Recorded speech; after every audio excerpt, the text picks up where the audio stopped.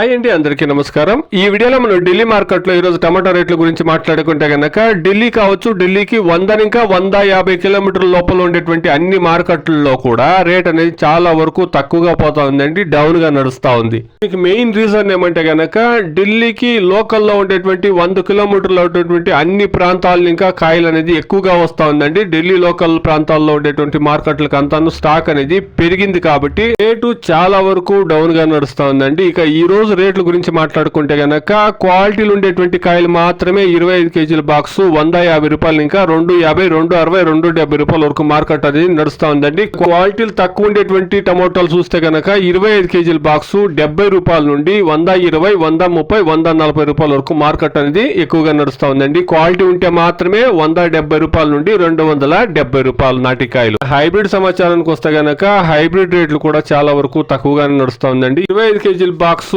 100 రూపాయల నుండి 200 రూపాయల బాగుండే కాయలు, క్వాలిటీ కాయలు హైబ్రిడ్ రేట్లు అనేది కొనసాగుతా ఉందండి ఢిల్లీ మార్కెట్ లో.